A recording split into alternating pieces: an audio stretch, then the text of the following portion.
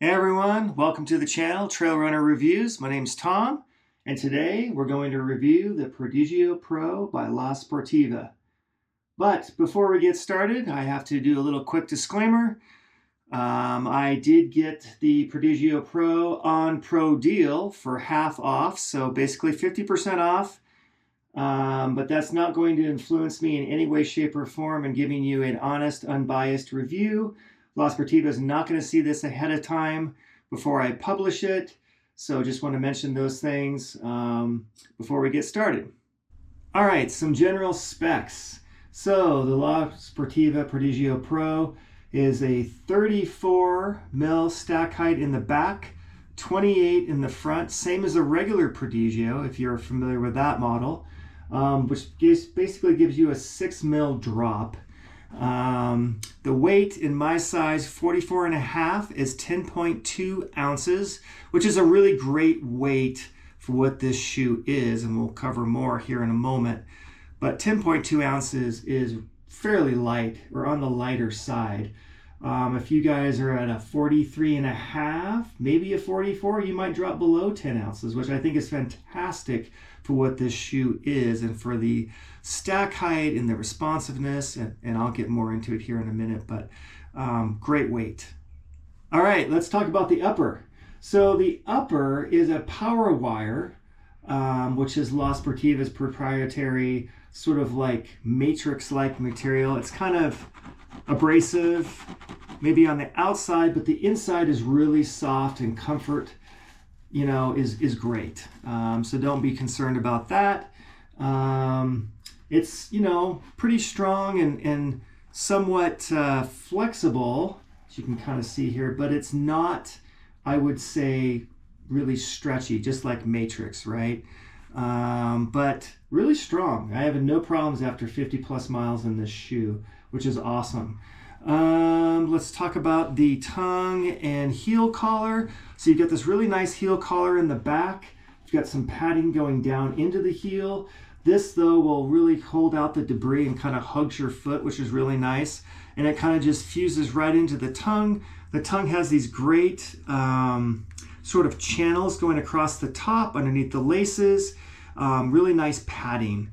So when you really tighten this thing down, you're not going to get any kind of lace bite, which is really important, because I think on some models out there, you're really trying to crank it down and they don't have much padding in the tongue. There's all these thin tongues. I don't understand it. It can start to get really temperamental, and I would say that the tongue is just high enough too that you're not going to get any bite right on the ankle, which is great. Beyond that, you know, the laces themselves are really nice. They're kind of semi-stretchy. They're plenty long enough, but not too long. La Sportiva, the regular Prodigio, I felt like the laces were a little short. I know I have a high instep, so that might have sucked up some of the lace slack, but this is just absolutely perfect. They nailed that as well, which, you know, sometimes laces can be kind of finicky and kind of cheap on a shoe. But these are really nice quality laces. So that kind of covers the upper. So we'll move on to the midsole. All right, so let's talk about the midsole. So the upper, and especially the insole on the inside, which a lot of companies tend to kind of cheap out on. You know, that's something that you see kind of happening in Hoka, at least a lot in the past, and other companies, where the insole is just really thin and cheap. But this one's nice, but it is fused right into the midsole. Normally, there's a thing called a Strobel board, which you know, if you pulled out the insole, you see this sort of like almost cardboard-esque thing that's kind of like stitched down right on top of the midsole. That's not there. So you have this more plush feeling, I feel like, and you are more connected to the midsole than maybe in other models, which is really nice. I've really enjoyed that. It's a little bit of a different feeling, but it's really nice. That also allows it to be maybe a little bit more flexible, I think, too. So as we move down into the midsole is really interesting. It's actually a two-part midsole. It just creates this really unique feeling. It's really amazing, actually. And I've really enjoyed running 50 plus miles in this shoe with it being that way. And that also kind of creates sort of a unique feeling. You know, when we talk about super shoes with the carbon plate and it creates all this energy and springs you forward, well, I think the shoe does that just as equally as good without a carbon plate. And then that allows the shoe to twist better too. So you see how much this can twist, but springs right back to its normal shape really fast. So that creates a unique feel too.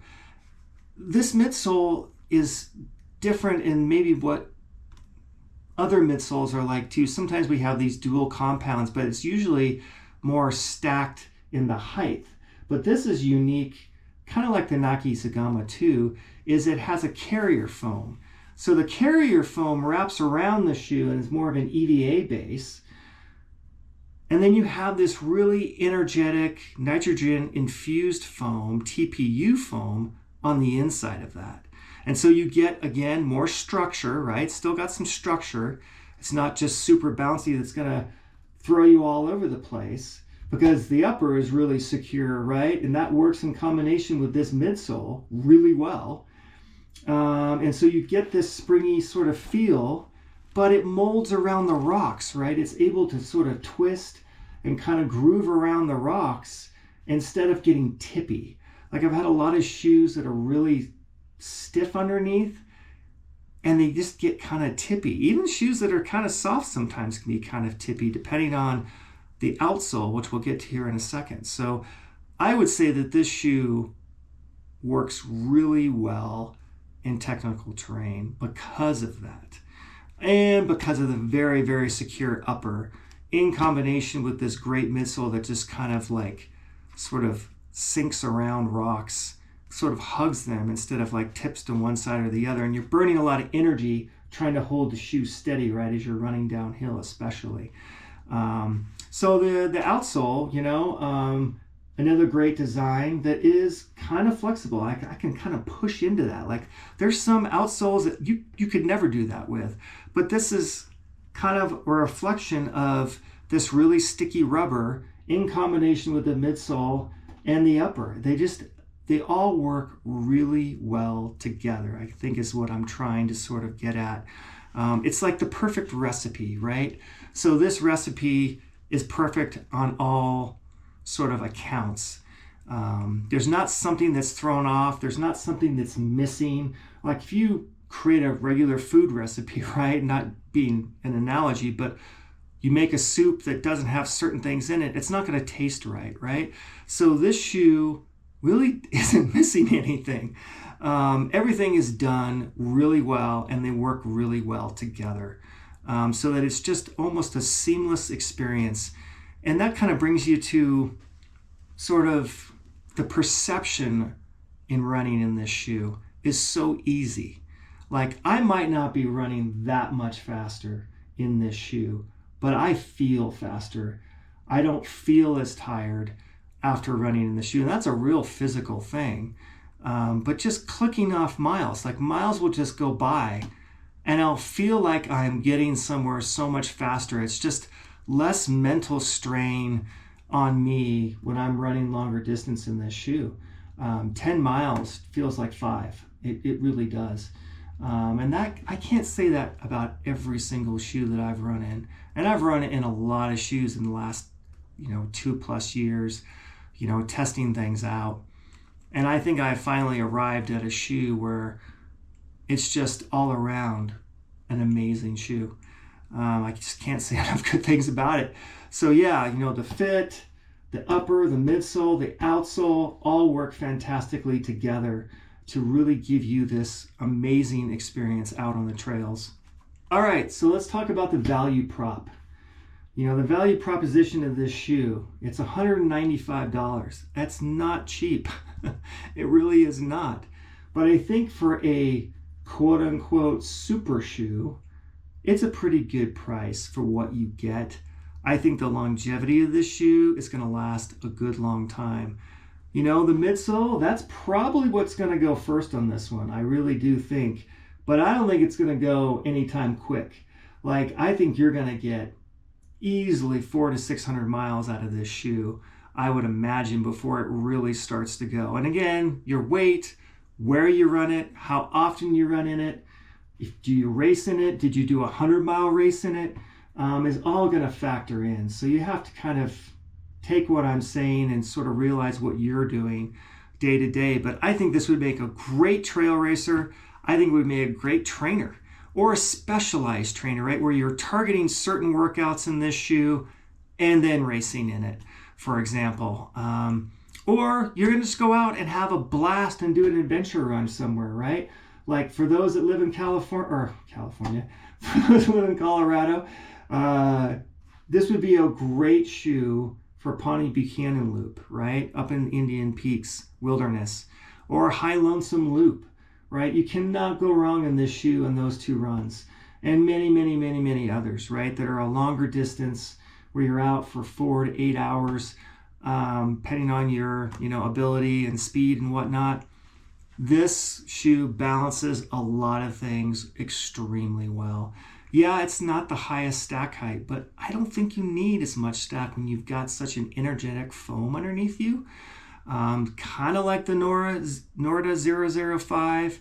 It's a lower stack height overall, but that foam gives you the perception of being in a higher stack shoe.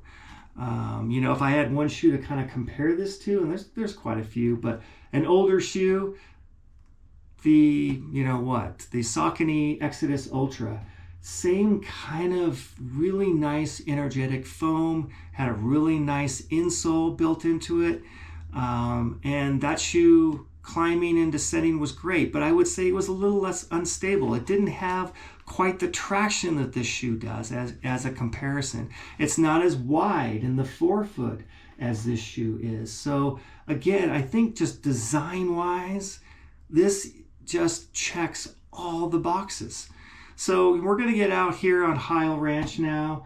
You can kind of see the shoe in action. I'll probably make some more comments roughly on what I sort of discussed here, but I really wanted to give you guys, all the specs before we got started, and maybe we'll conclude here too. All right, thanks so much for watching, and I'll see you out on the trail. All right, we're on the Jeep trail heading up to the single track, so I thought this would be a good moment to kind of chat about the shoe. This shoe has to be one of my all-time favorites. Spoiler alert. Let's get that out. It just works so well across so much different terrain, and it works great on this flatter section. It's just simple gravel trail, and I enjoy running in it, but it also works great on much more technical trail.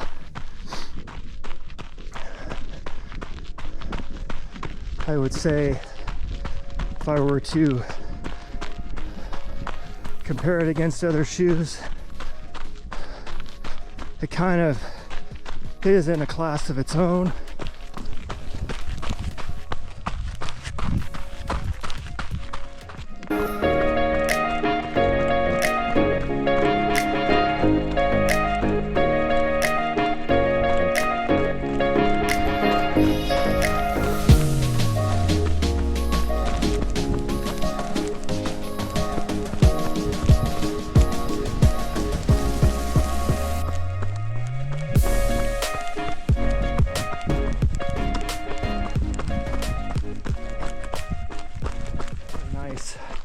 Very responsive without feeling like you're ever out of control. And that goes back to the control. Your upper, you're so stable that even a little bit of, responsive bounce, spring, whatever you want to call it, I'm not feeling out of control. So the midsole and the upper work really well together. Now, for traction, I would say this is on par with any Vibram outsole. This is a white sticky rubber by La Sportiva, and so far in all the conditions I've taken it in, I've had very, very little slipping up or down. It's just done so well. I think they balanced the lug depth, the lug pattern, the shape of the pattern, and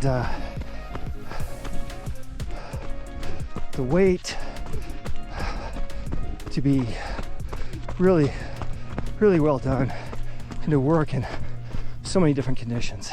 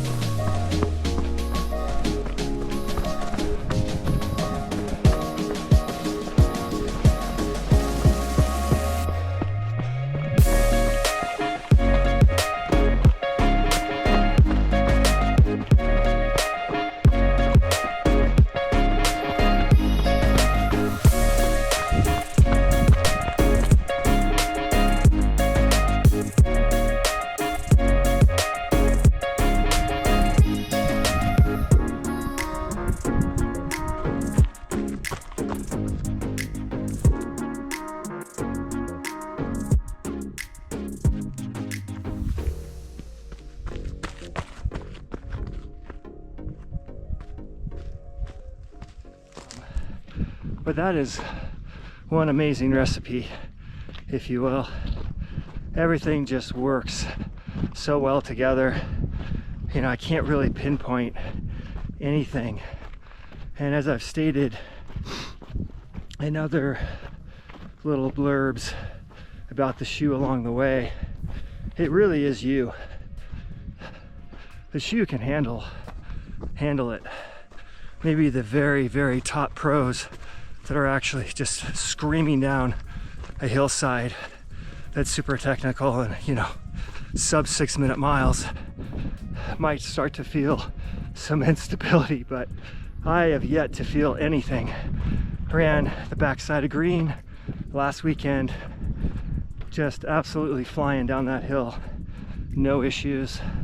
Some of the ground is really uneven in terms of it being slanted off camber, and the shoe did fantastic. Didn't pinch me or no ankle issues. I really can't think of anything to complain about. I mean, if I had to mention one thing, it might be getting the shoe on and off, especially at first. But I would say, although it might have loosened up a little bit, I don't feel any less secure, you know, in that heel collar especially. But just such an amazing shoe. Highly recommend it.